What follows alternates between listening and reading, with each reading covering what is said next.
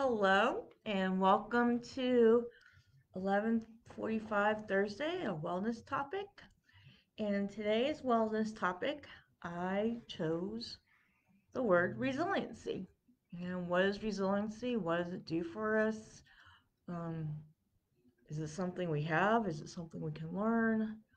So, what about resilience?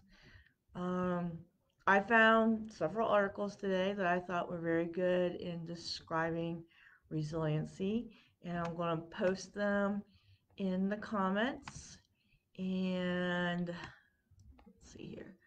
This is the first article we'll be going over today. Let's see.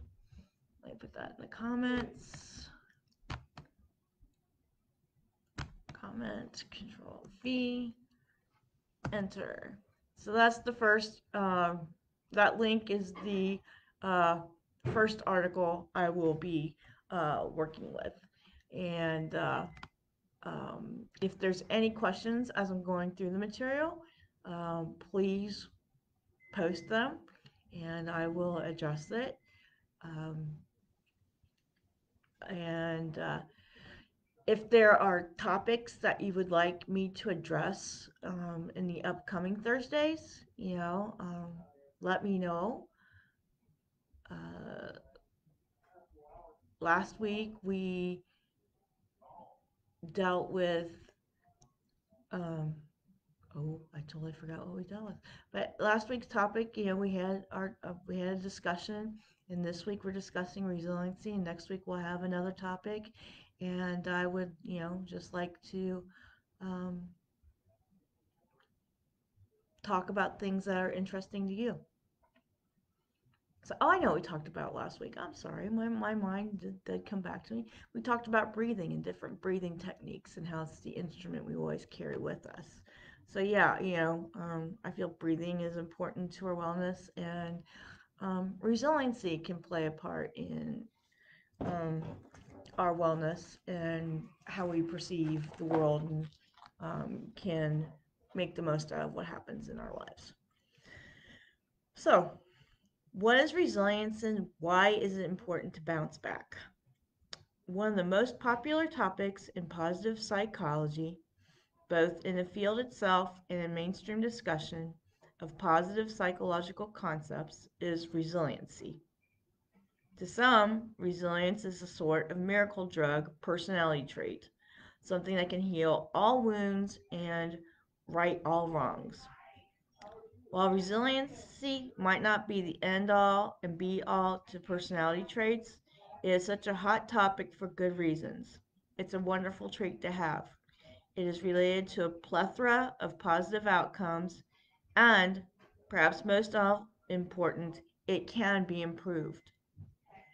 Read on to learn about resilience and why it deserves every bit of the attention it gets. Um, Before we read on, this actual article contains three exercises to help deal with resiliency, and you can download them and have access to it for yourself. So that's just something that this article provides that you can. It provides a tool that you can use. So what's in this article? This article deals with what is resilience. We'll be talking about definition. Hey, Ramika. The psychology of mental strength. We'll be talking about why being resilient is so important. And then we have people who gave 10 quotes about resiliency. And then at the very end, we have a take home message about resiliency. So that is what this article is about. So, what is resilience? A definition.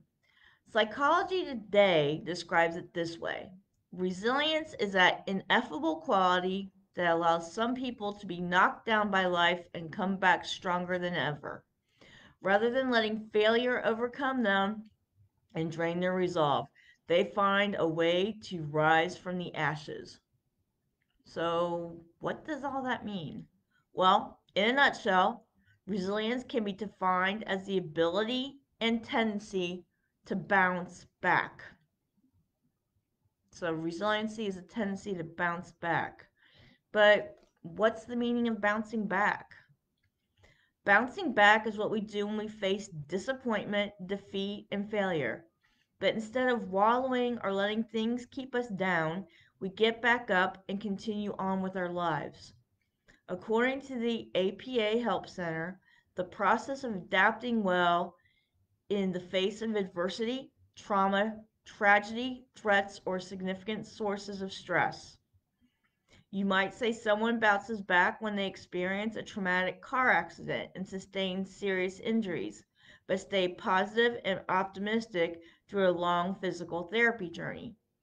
So bouncing back, they're talking about the car injury. I was in a massive car injury. I was in a wheelchair. I had neck brace. I had double vision. I bounced back from it. I'm 100% okay. I am walking. I have no restrictions. I have full range of motion of everything. So, yes, I was resilient. I bounced back.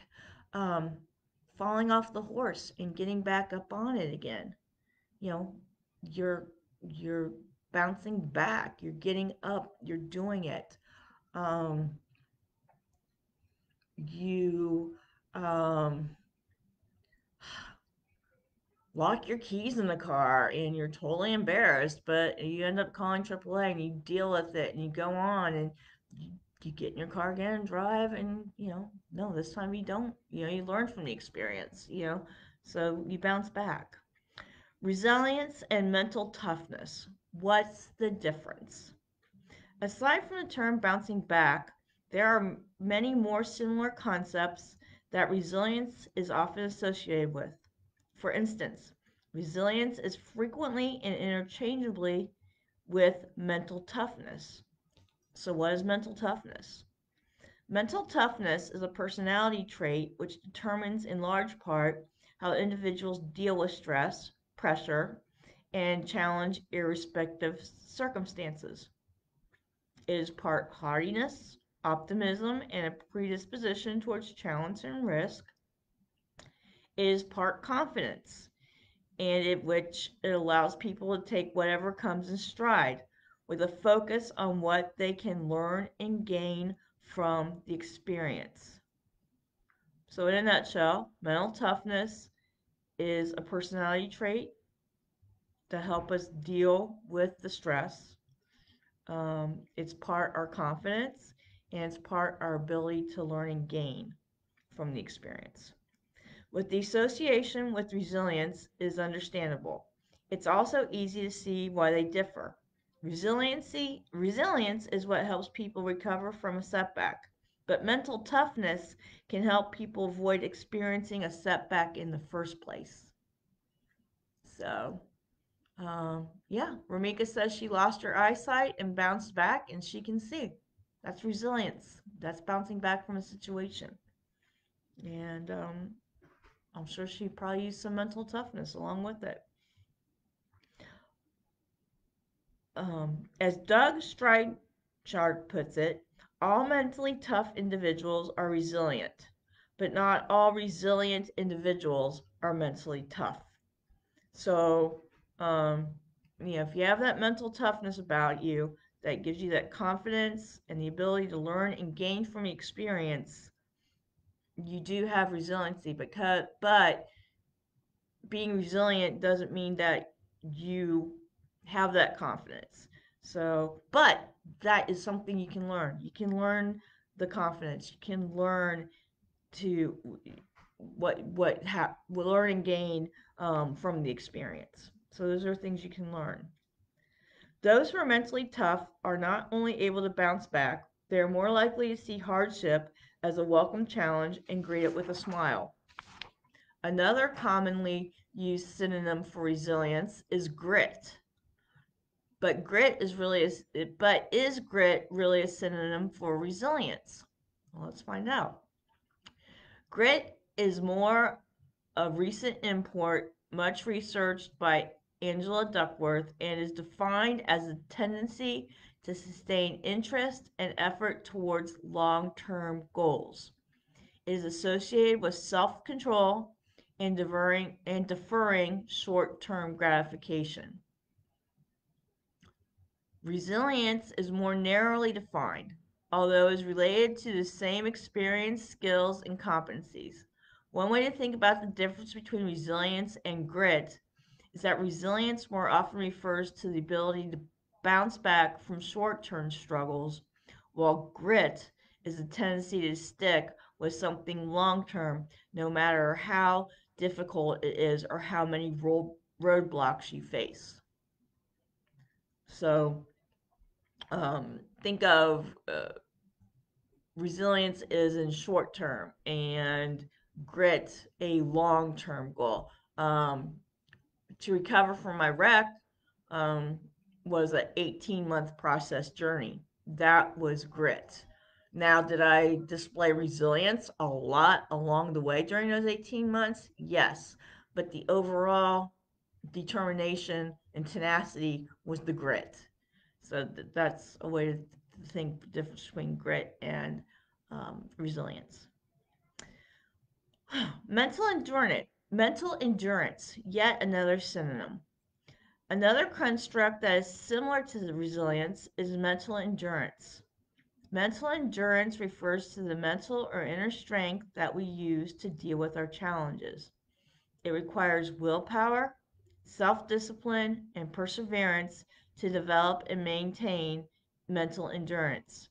Although it is not specific to bouncing back from trauma or adversity, it is related in the sense that both traits help us deal with difficulty in our lives.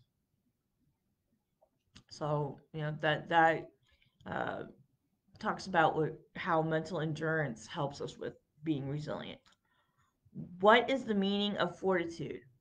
Finally, there's fortitude, yet another word that is often used in tandem with or in lieu of resilience. Merriam-Webster's dictionary defines fortitude as strength of mind that enables a person to encounter danger or bear pain or adversity with courage.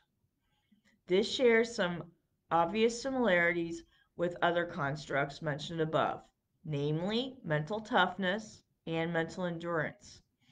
All three are rooted in the idea of inner strength, a reserve of mental power that we can draw upon to get us through the most difficult times. So um, that those are just some words that we use as a synonym for resilience and how they relate to the word. So we talked about mental endurance, mental strength, and grit and fortitude. So the psychology of mental strength. Although you might read about resilience and all the many, many traits related to it, and think it applies to one of the most inspiring, impressive, and awesome among us, resilience is surprisingly common. Resilience isn't about floating through life on a breeze or skating by all of life's many challenges unscathed. Rather, it's about experiencing all of the negative, difficult, and distressing events that life throws at you and staying on task and optimistic and high functioning. In fact, developing resilience basically requires emotional distress. If we never ran into disappointment in the first place, we would never learn how to deal with it. So, if we didn't have stress, if we didn't have challenges, if we never fall off the horse, we would never know that we have to get back up on it. So, we need, by having the challenges, by having the stress, um, by having emotional distress, we can become, through that, we become resilient. So when you think about it in those terms, it's easy to see that we all display some pretty impressive resilience. Some of us are more resilient than others, but we've all been knocked down, defeated, and despondent at some point in our lives. However, we kept going, and here we are today, stronger and more experienced. Okay, next part of this article. Demonstrating resilience as an individual. So, what does it look like to demonstrate resilience? The APA outlines a number of factors that contribute to and act as markers of resilience, including the capacity to make realistic plans and take steps to carry them out. A positive view of yourself and confidence in your strengths and abilities. Skills in communication and problem solving, and the capacity to manage strong feelings and impulses. So, um, those are things you need to demonstrate resilience. Having a realistic plan, having a positive view of yourself. Um, you know, uh, when I lost Freddie, when Kirsten's dad passed on, um, I had to demonstrate resilience. The realistic plan was simple. It was, changing that baby's diaper, feeding her, and getting myself to work. Positive view of yourself. I I can overcome adversity. I'm still here. I will carry on. Skills in communication and problem solving. Talking to uh, my parents, his family. Friends. Um, for support, going to therapists to deal with grief, and the capacity to manage strong feelings and impulses. Um, yeah, I wanted to give up, curl up, and not be, but I resisted that. So that those are all factors that demonstrate our resilience. So, author and resilience expert Glenn Schiraldi provides even more examples and characteristics of resilient people, listing strengths, traits, and coping mechanisms that are highly correlated with resiliency. So, a sense of autonomy. What does that mean? Having appropriate separation or independence from family dysfunction, being self sufficient, being determined to be different, perhaps leaving an abusive home, being self protecting, having goals to build a better life. So, having autonomy. Two, calm under pressure. Equanimity, meaning the ability to regulate stress levels. Three, a rational thought process. Four is self esteem. Five is optimism. Six is happiness and emotional intelligence. Seven is meaning and purpose, believing your life matters. Eight, a sense of humor. A sense of humor will get you far. And nine, altruism, learned helpfulness, love, and compassion. So being altruistic. In addition to those nine characters are also mentioned character, which refers to your integrity and moral strength, curiosity, which is related to focus and interested engagement. And being curious is opening up yourself to learning. Balance, engagement in a wide range of activities such as hobbies, educational pursuits, jobs, social, and cultural pastimes. So, addressing the whole person, all your needs. Some more traits are adaptability, having patience, confidence, and flexibility, accepting what we can't be controlled, using creative problem solving skills, and active coping strategies. So, having that list of go to skills, having that list of abilities, your toolbox, having your toolbox is important in helping you with your resiliency. Also, intrinsic religious faith, a long view of suffering, and good health habits, such as good sleep, nutrition, exercise, not using alcohol or other substance immoderately, not using tobacco, maintaining good personal appearance and hygiene. So, practicing self care. To summarize, if a person has awareness both of self and the environment around them, they manage their feelings effectively, keep a handle on their thoughts, emotions, and behaviors, and understand that life has its inevitable ups and downs. So, the more self aware we are of what's going on the inside and what's going on around us in our environment, um, is going to help us in dealing with our lives' up and downs. So, we've been talking about resilient. Why is being resilient important? Well, you hear a lot about growing and developing resilience, both in ourselves and in children, for good reasons. Therapist and counselor Joshua Miles lists a few of the wide range of reasons that resilience is a great trait to have. Greater resilience leads to improved learning and academic achievement. Resilience is related to lower absences from work or school due to sickness. It contributes to reduced risk taking behaviors, including excessive drinking, smoking, and use of drugs. Those with greater resilience tend to be more involved in the community and or family activities, and higher resilience is related to a lower rate of mortality and increased physical health. So, um, being resilient has some benefits to us.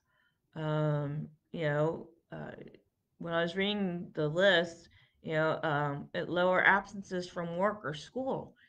So uh, yesterday was not a good day for me, and but hey, I did come into work, so I bounced back from what happened, what was happening to me, and you know, that was resilience. I was showing resilience to myself. Um, you know, um, Resilience is going to lead me to less risk taking behaviors. I'm going to choose the healthy routes. I'm going to, um, you know, do the things that are effective for me and avoid what's ineffective. So we'll go on from there. The effects of psychological strength on overall health. So being resilient affects our health. Although every point in that list is a good reason to pay attention to resilience, the last one may be the most important of all. Resilience has a powerful impact on our health, and vice versa. Our health has a vital impact on our resilience. A recent review of research suggests that resilience leads to or contributes to many different positive health outcomes, including the experience of more positive emotion and better regulation of negative emotions, less depressive symptoms, greater resistance to stress, better coping with stress through enhanced problem solving, a positive orientation, and reevaluation of stressors. You made it through the event, it's not as bad. Example, I fell off the horse. Okay, so I fell off the horse. Yeah, I'm a little bruised. My knees hurt. My pants are dirty, but I'll brush off the dirt. I'm evaluating it and going on. Um, Another factor is successful aging and improved sense of well being despite age related challenges. Further, resilience experts Harry Mills and Mark Dombeck point to research that resilience boosts immune system functioning. Resilient people are able to better manage negative emotions and experience more positive emotions, which leads to objectively good health outcomes like more immune system cells and better immune functioning in cancer patients and a more favorable mortality rate in marrow transplant patients. So that's interesting. The more resilient you are, can impact your health, help you through those hard times. So the next part of this article is talking about growing mentally strong as a person. Since we know that being resilient is such a helpful trait to have, the next logical question is, how do we develop it? Luckily, resilience is not immutable. You have it or you don't sort of trait. So it's not like that. Okay, it's not a you have it or you don't have it sort of trait. There may be a genetic component to a person's base level of resilience, but you're always able to improve upon the resilience you have. So, your resilience is something you can always practice, you can always strengthen. So, you can become um, able to bounce back, able to deal with life's ups and downs better. How self learned resilience works. Self learned resilience, as the name implies, is the resilience that you build up in yourself through concerted effort, and the result of being aware of the opportunities for self development and the courage to take advantage of them. There are many ways to build up your own reserve of self learned resilience. Below are just a few ways to go about it from three different sources. So I have people who have their lists, and we'll go over what they feel um, helps in self-learned resilience. From Dr. Kareen Nasdam on using loss or a stressful event to grow. Allow yourself to feel a wide range of emotions. Identify your support system and let them be there for you. Process your emotions with the help of a therapist. Be mindful of your wellness and self care. Get some rest or try to get an adequate amount of sleep. Try your best to maintain a routine. Write about your experience and share it with others. So, those are some of her suggestions on how to increase your resilience. Um, from Very Well Mind author Kendra Sherry, she has find a purpose in your life, which will help boost your self esteem, develop a strong social network of people who support you, who you can confide in, embrace change as the inevitability that it is, and be ready for it. Be optimistic. Don't ignore your problems. Just understand that it's all temporary and that you have what it takes to make it through. Nurture yourself with healthy, positive self care. Get enough sleep, eat well, and exercise. Develop your problem solving skills through strategies like making a list of potential ways to solve your current problem. Establish reasonable goals by brainstorming solutions and breaking them down into manageable steps. Take actions to solve problems rather than waiting for the problem to solve itself. So, choosing doing mind, choosing to do something versus not doing something or not doing. Um, and as the first author, she was talking about self care as well, and it plays very highly into the list that this author has as well, using self care, and developing problem solving skills. The third person, um, Kira M. Newman, um, says change the narrative by free writing about the issue or deciding to focus on the positives.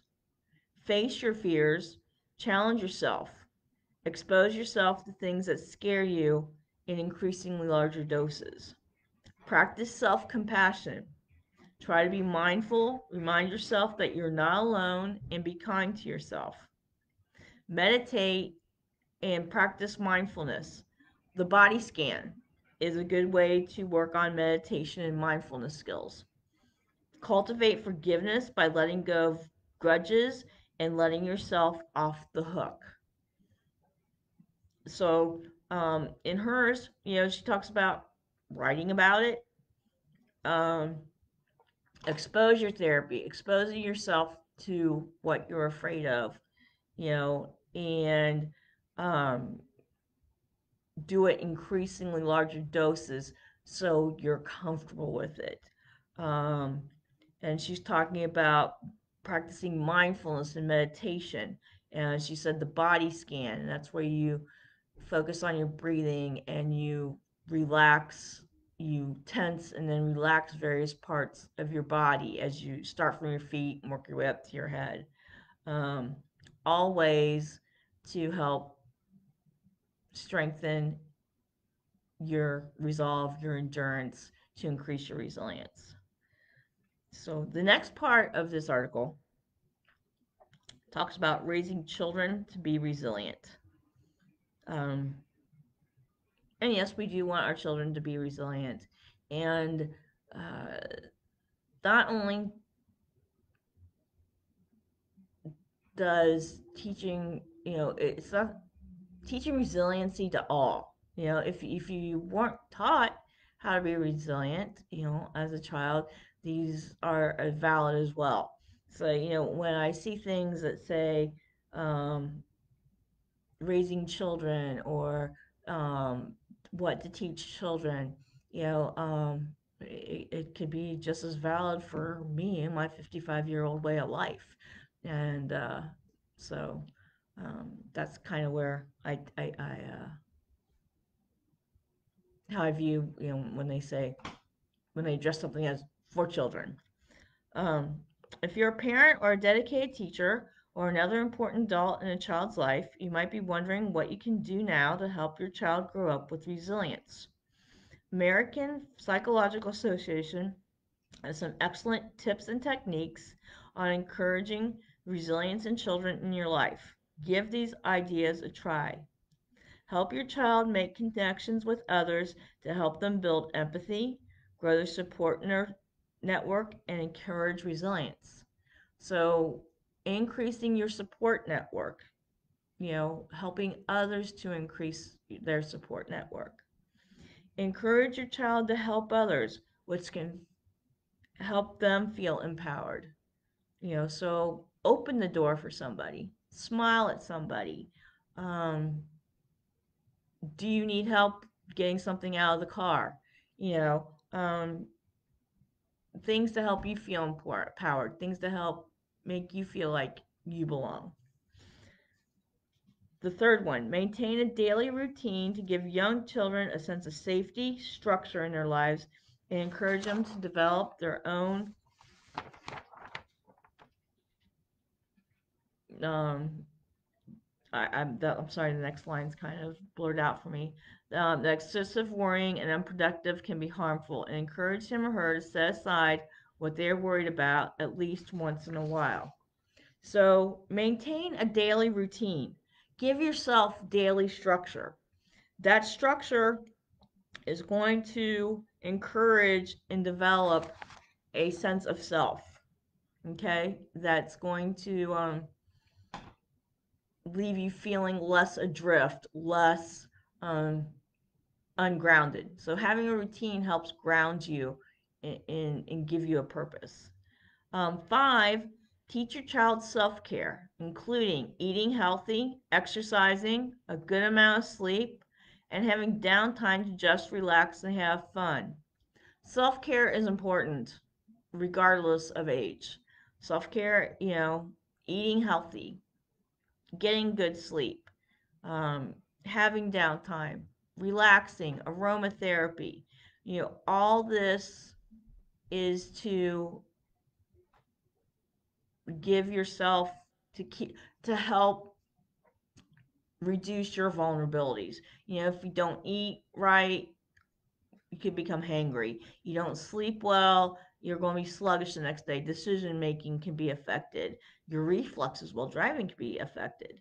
So, self care is really important in our decision making, in our interactions with people. So, teach good self care, practice good self care. Help your child set reasonable goals and move toward them one step at a time. This will help him or her focus on what they have accomplished rather than what they haven't accomplished. So, what goal would you like to achieve? You know, um, I would like to increase my support network. So, how do you go about that? Well, maybe I'll sit with somebody new at the lunch table today. Maybe I'll invite somebody to go get a coffee with me. You know, those small steps. taking the small steps to achieve the big picture, to achieve the goal. Nurture a positive self view in your child, reminding him or her of ways she has successfully handled difficulties and hardships in the past. Connect their past success with their future potential. Um, and uh, one that comes into my mind is, yeah, you fell off your bike, you skinned your knee. Does that mean you're never going to ride your bike again? No, you're going to get back up, you're going to ride your bike, and you're going to have a good experience. Um, oh, we'll stick with bike riding. So we're riding our bike, we're on the trail, and there's this hill, and you're not able to ride all the way up it. You end up walking part of it. And the next time you ride up the hill even further. Congratulations, you made it further up the hill than the last time. And then who knows, on the third time you might actually make it up the hill. So give positive affirmation on what they're doing and connect the past success with their future potential. You made it further up the hill this week. Next week, you just might as well make it up that hill. So um, help your child keep things in perspective and encourage long-term view, especially when he or she is stuck on a negative thing right now. Um, I'm trying to think of an example off the head, back of the head. I'm not coming up with one, but instant gratification isn't always possible. Sometimes it is the long-term payoff, and you know, reminding yourself or someone else that you're going for that long-term payoff is a good reminder and helps them keep um, the situation framed correctly. So look for opportunities for self-discovery for your child and show him or her how to do the same. Last but not least, teach your child to accept that change is an inevitable part of living and that we can always replace goals that have become unattainable with new or more relevant goals. So, life is always changing. Life is never static. Um, and um, how we can, change our goals. Um, I guess I'm thinking of, um, let's say you were in cross country and you end up getting a stress fracture. Uh, that's going to keep you from running for a good portion of the season, um, or even being a participant on the team. So, you have a setback, but what can you do? Well, maybe you can be an athletic assistant, the one has has the ice buckets ready, the one who is taking track of the stats, the one who is, so there's more than just the participation of the run. There are the people, the assistants who help, the people who keep the team together in other ways. So, there's always changes and there's always ways that you can um, integrate yourself and be part of that change. So the next part of this article is resiliency training. Besides self-learned resilience and teaching resilience to kids or other adults, you might want to take it even further and sign up for a course. A highly recommended course is Realizing Resilience Masterclass, which will improve your own resilience skills but also equip you to coach others in resilience.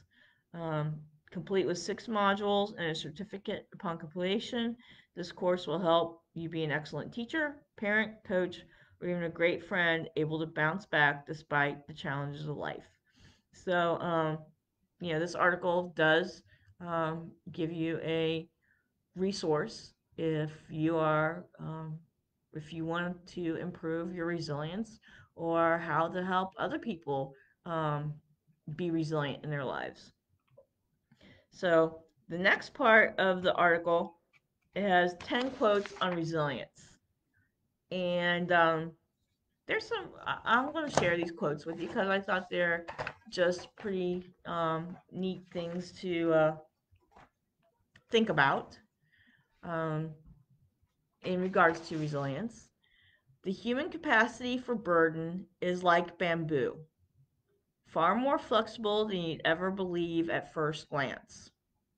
So you look at bamboo and it looks pretty straight up and down, but there is some flexibility in it, and you'd be surprised how much flexibility there is in it. And another quote is, "It is your reaction to adversity, not the adversity itself, that determines how your life story will develop." So it's how you react to the situation that will determine. It's not the actual situation that happened.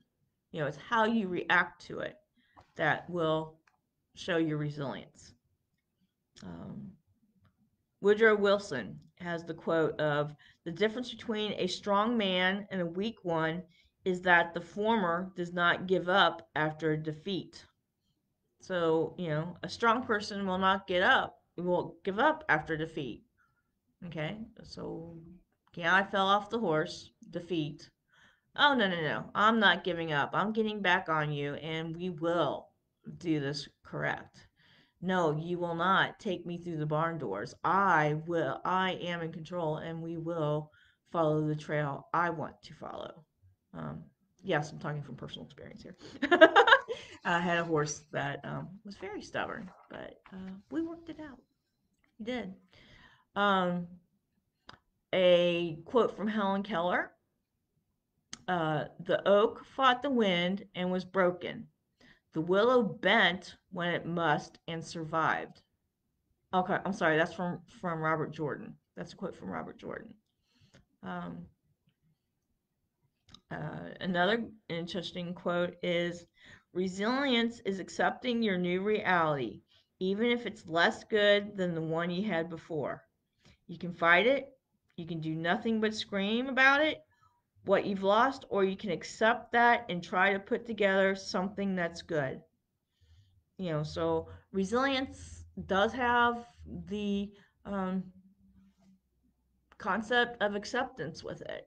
And acceptance, you got to remember, does not necessarily mean approval, love, um, but acceptance means just that you accept it, and you accept all of it, not just the parts that are good and bad. So, in our acceptance, um, we increase our resilience. Um, Another quote, um, Greg Kinkade: "No matter how much falls on us, we keep plowing ahead. That's the only way to keep the roads clear." So, 3 inches of snow, 13 inches of snow. We still got those snow plows out there keeping it clear. So no matter how much falls on us, we keep plowing ahead. You know, uh, it might take a little bit longer if you have 13 inches of snow versus the 3 inches, but you keep plowing ahead. You keep going forward. Resilience is knowing that you are the only one that has power and the responsibility to pick yourself up. You are empowered. You have the ability to pick yourself up.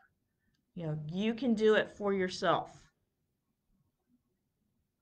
Another quote is, "Life doesn't get easier or more forgiving. We get stronger and more resilient." So, just quotes to think about that you might like. Um, so I hope you guys enjoyed that article. Um, Once again, it was called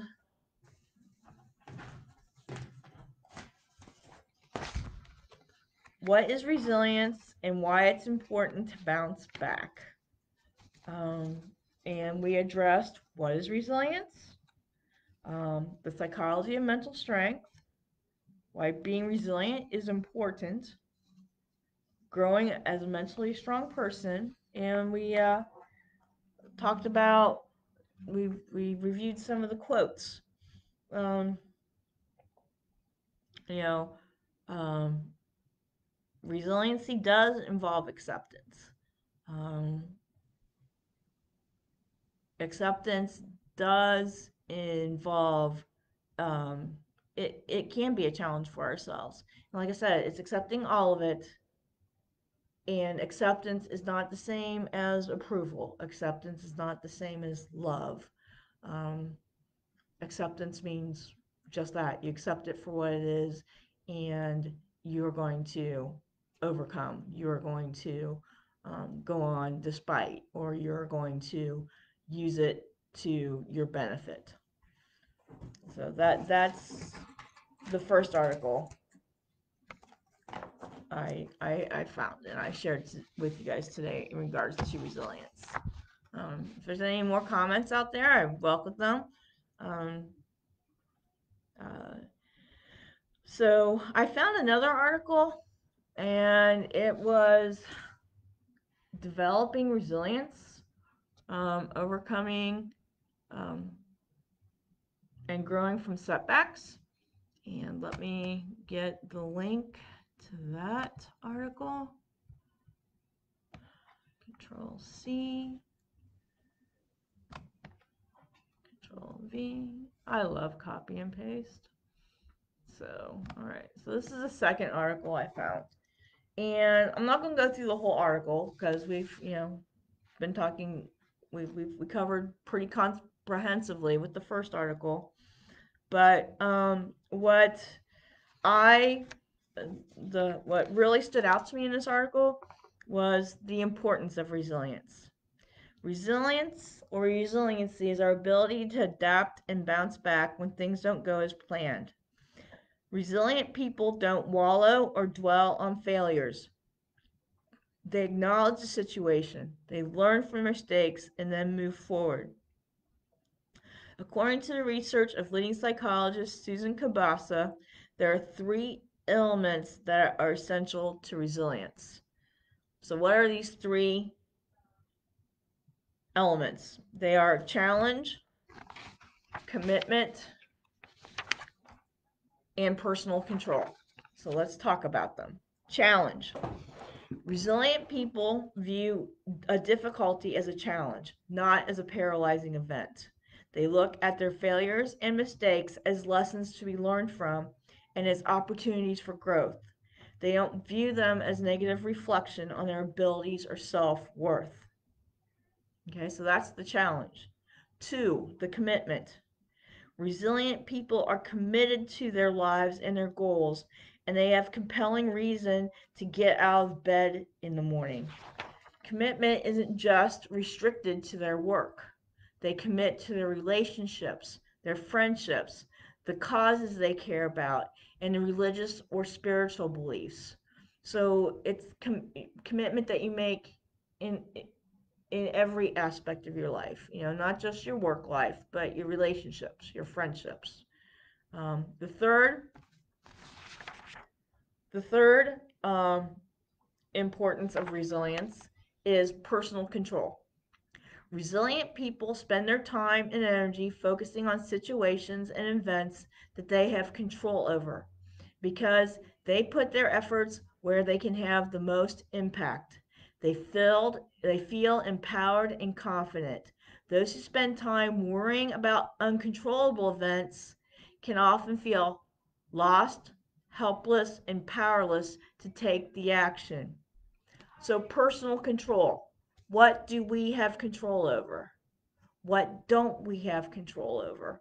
So, by using our resiliency over the things we have control over, we're strengthening ourselves. We're strengthening our empowerment. So, those are the three factors, the three elements that are essential to resiliency. Challenge, viewing um, the difficulty as a challenge, commitment, being committed to our lives, to our friends, to our relationships. And lastly, personal control. What I have control over and how I'm going to react to what I have control over. So, those are three of the important factors in resiliency. So, with that, I feel I have presented you guys with a lot of material, a lot to think about, and hopefully you realize a little bit more what the word resilient means. Um, it helps you to realize how much resilience you probably already do have. Um, we experience resilience day in day out in our lives. Um, so take time to build your resilience. Take time to um, rise up and meet the challenges. And with that, I will see you next week. Once again, if you have a topic that you would like to be discussed, a wellness topic you would like to be discussed, I am very open to anything you all have to bring to the table, and I will make it a future topic. Thank you for your time, thank you for your energy, and have a good day.